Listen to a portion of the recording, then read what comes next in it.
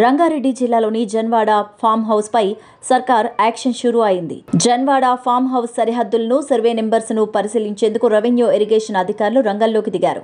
బుల్కాపూర్ నాలా, ఫిరంగి నాలా సర్వేలో భాగంగా జన్వాడ ఫామ్ హౌస్ను కూడా అధికారులు పరిశీలిస్తున్నారు. నిబంధనలకు విరుద్ధంగా అక్రమంగా నిర్మించారంటూ ఫిర్యాదులు రావడంతో కొలతలు తీసుకునేందుకు అధికారులు ఫామ్ హౌస్కు వచ్చారు. ఇదిలా ఉంటే హైడ్రా ఏర్పడిన నేపథ్యంలో ఈ ఫామ్ హౌస్ యజమాని ప్రదీప్ రెడ్డి దీనిపై హైకోర్టును ఆశ్రయించారు. విచారణ జరిపిన హైకోర్టు చట్ట ప్రకారం ముందుకు పోవాలంటూ అధికారులను ఆదేశించింది. ఈ నేపథ్యంలోనే అధికారులు కొలతలు తీసుకుంటున్నట్లు సమాచారం.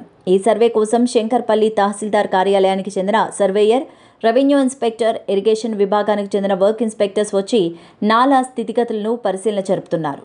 బుల్కాపూర్ నాలా హద్దులు ఆక్రమణ విషయంలో ఇప్పుడే పూర్తి నిర్ధారణకు రాలేమంటూ పై అధికారుల సూచనల మేరకు పూర్తి వివరాలు సేకరించి వారికి అందించనున్నట్లు రెవెన్యూ ఇన్స్పెక్టర్ తేజ చెప్పారు.